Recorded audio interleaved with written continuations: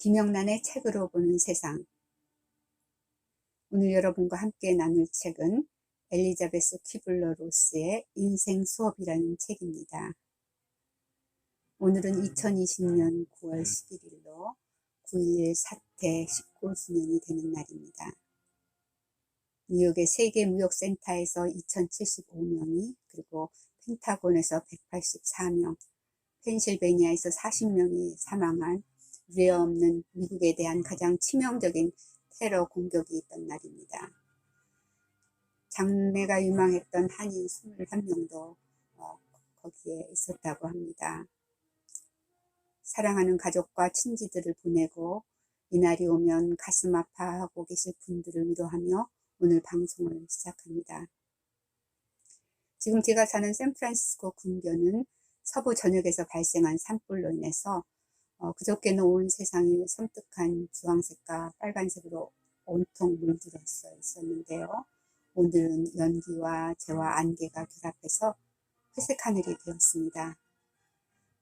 대기질 수치를 AQI라고 부르는 것이 오늘은 225로 200 이상이면은 최악의 대기질 공기 수치인 보라색인데, 모레가 되면은 347까지 올라가서 머름 칼라가 된다고 합니다. 그러다 보니 카운티에서는 주민에게 모든 사람, 특히 어린이, 노인 및 호흡이나 심장 문제가 있는 사람들은 창문이나 문을 닫고 집 밖에 나오지 말고 실내에 있으라고 합니다. 지금 코로나로 인해서 가뜩이나 못 나가고 있는데 땅굴이라도 파야 하나 우울한 심정이 듭니다. 그래서 오늘 같은 날은 먼저 세상을 떠난 분들도 계시고, 앞으로 그럼 우리는 어떻게 살아야 할까, 이런 생각을 해보면서 그런 말씀이 담긴 평생 교과서와 같은 책인 인생 수업을 한번 수강해 볼까 합니다. 사람들의 가슴을 알싸하게 했던 영화 빠삐용은 불어로 나비를 뜻합니다. 죄수 빠삐용이 감옥에서 탈출해서 성공하는 영화로, 그는 수많은 시도와 좌절 끝에 억울한 누명을 벗으면서 드높은 감옥 절벽에서 바다로 뛰어내립니다. 나비처럼 자유롭고 유유하게 헤엄쳐서 수평선 끝으로 멀어져 가던 그의 뒷모습이 눈에 선합니다. 나치 치하의 유태인들은 지옥 같은 수용소 벽 곳곳에 수많은 나비를 새겨놓았다고 합니다. 자유를 갈망하면서 손톱과 돌조각으로 그들이 새겨놓았던 자유로운 영혼과 다시 태어나는 것을 상징하는 나비. 아래에서 애벌레로, 또 애벌레에서 다시 번데기로 변했다가 하늘로 훨훨 날아오르는 나비. 이 세상에 나비보다 더 화려한 변신을 이렇게 여러 번 하는 것이 또 있을까요? 세 쌍둥이 중 한 명으로 태어난 엘리자베스 퀴블러 로스는 소녀 시절 인간의 정체성에 대해서 많은 관심을 가졌다고 합니다. 19살에는 유태인 수용소에서 자원봉사를 하게 되는데요. 벽에 새겨진 날아오르는 나비들을 보고 가슴 찡하게 인생에 대해서 눈을 뜨게 됩니다. 훗날 그녀는 정신의학자로 호스피스 운동의 선구자가 됐는데, 그녀는 70여 편의 학술 논문을 발표하면서 최다 학술상을 받기도 했습니다. 또한 타임이 선정한 20세기 100대 사상가 중 하나로 추앙받는 그녀는 죽음에 대한 많은 저술서를 남겼기 때문에 죽음의 작가라고도 불립니다. 아직도 변신할 기회가 살아있는 자들을 위해서 인생 수업은 그녀가 그녀의 제자 데이빗 캐슬러와 함께 저술한 훌륭한 인생 교재입니다. 영혼의 연금술사라고 불리면서 몸과 마음을 동시에 치료하던 그녀의 지식과 지혜가 모두 담겨 있는데요. 그녀는 평생을 죽음 직전 환자들의 정신진료와 상담으로 일생을 보내면서 그들의 건강 수치 대신에 마음 수치를 먼저 재면서 그때 얻은 삶과 죽음에 대한 엑기스를 이 책으로 남겨놓았습니다. 또한 정신분석학 학자였던 그녀는 우리가 많이 알고 있는 죽음을 맞게 된 환자들의 5단계를 제일 먼저 알아내고 그것을 학술적으로 정리해 놓은 사람입니다. 사람은 죽을 때 자신이 죽게 된다는 것을 알면 처음에는 부정하고 분노하고 그 다음엔 타협하고 절망하다가 마지막에는 수용이라는 단계를 거친다고 합니다. 그녀가 들려주는 절박한 죽음과 대면한 환자들이 남기는 공통된 마지막 말이 있습니다. 하고 싶은 일을 하지 못한 후회라는 것입니다. 못다한 사랑과 못다한 용서, 그리고 인생을 즐기지 못한 후회와 행복했던 놀이에 대한 추억입니다. 지상을 떠나는 그들이 가장 들고 가고 싶은 것이 오로지 사랑인 것을 본 작가는 아직 우리가 채울 수 있을 때 우리의 말라버린 우물을 미리 들여다보자고 제안합니다.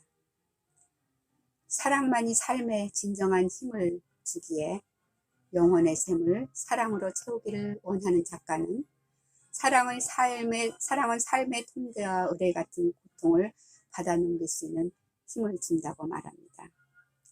환자들의 마지막 순간을 지켜보면서 무엇보다 자기 자신과 정말 평화롭게 지내다 죽는 것이 가장 축복인 것도 보게 됩니다. 죽음의 문턱을 자주 상상하기를 권하는 그녀는 죽음 앞에서는 혼자일 수밖에 없다는 것을 강조합니다. 그러기에 그 모든 무의미한 일인 경쟁의식과 강박관념에 치여 괴로운 자신을 그곳에서부터 얼른 구출하라고 합니다. 미켈란젤로가 다비드상 같은 훌륭한 조각품을 만들자 사람들이 물었습니다. 아니, 어떻게 이렇게 훌륭한 조각상을 만들 수가 있습니까? 그때 미켈란젤로는 이렇게 말합니다. 나는 이미 대리석 안에 그 조각상이 들어있다고 믿고 불필요한 부분만을 깎아냈지요. 작가는 우리 안에는 누구나 이미 위대하고 아름다운 나가 들어있다고 합니다. 그리고 지금이라도 그것을 찾아내기를 권합니다.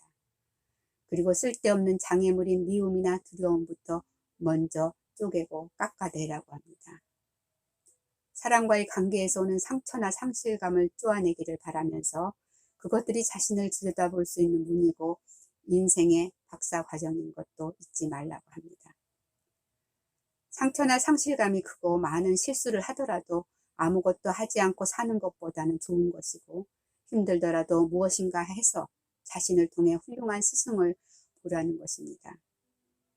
사람이 별에 이룰 수 없는 것이 불행한 것이 아니라 별조차 가지지 못한 이들이 불행한 사람이라는 것입니다. 죽어가는 이들은 누구나 즐겁게 놀았던 순간들을 추억했습니다. 우리가 우습게 여기는 놀이가 얼마나 소중한지를 알려주는 대목입니다. 또한 단 한 번만 별을 더 보고 싶다고, 단 한 번만 바다를 더 보고 싶다고 수많은 환자들은 소원을 말합니다. 그래서 작가는 삶의 가장 큰 상실은 죽음이 아니고 바로 우리 안에서 죽어가고 있는 것들이라고 단언합니다. 그래서 산천을 자주 찾아서 삶의 균형을 잡아주고 정신 피로를 풀어주며 웃고 노래하는 본능이 얼마나 중요한지를 강조합니다. 그리고 묻습니다. 마지막으로 바다나 파란 하늘을 본 적은 언제인가요? 아침의 냄새를 맡아본 기억은요? 그녀는 아주 평범해 보이는 사랑하고 일하고 삶을 즐기며 별을 바라보는 일이 얼마나 소중한지를 일깨웁니다. 그녀가 세상을 떠났을 때 장례식장에는 조문객들이 나비를 한 마리씩 날려보내는 이벤트를 했다고 합니다. 우리의 몸은 죽고 나면 허물만 남을 뿐이며 삶은 죽음으로 비로소 한 마리 나비처럼 완성된다는 것을 상징한 것이라 생각합니다. 인생 수업에는 어떻게 하면 잘 죽을 수 있는가를 포함해서 남의 죽음을 통해 배우는 사랑, 용서, 그리고 사람과의 관계, 인내, 그리고 행복 등에 대한 인생에 대한 필수 과목들이 모두 들어 있습니다. 아무리 재수강하고 또 밑줄 치며 복습해도 부족해야 할 평생 지침 교과서입니다. 우리가 만일 죽지 않는다면 시간도 나도 의미가 없습니다. 마지못해 사는 삶이 아닌 자신이 삶의 주인으로 당장해지라는 주문일 것입니다. 작가는 삶은 하나의 기회이자 아름다움이라는 유언을 남겼습니다. 마지막 순간에 가장 바라는 것이 무엇인지를 상상할 수 있다면 지금 바로 하라면서 삶의 기회를 놓치지 않기를 공고합니다. 그리고 왜 그것이 그토록 어려운지를 반문합니다. 수많은 죽음을 증거로 우리를 훈련시키면서 내 삶은 정말 멋졌어 라고 자신 있는 죽음을 수용할 수 있도록 우리를 설득하고 계몽합니다. 죽음의 문턱에 선 세계 각국의 선배들은 그들이 말한 한 가지 공용어가 있습니다. 즉, 잘 사는 것이 곧 잘 죽는 것이라는 것입니다. 그리고 진실되게 오늘을 살다 간 죽음은 그것이 언제인든 시간과 상관없이 완성이라는 사실입니다. 감사합니다.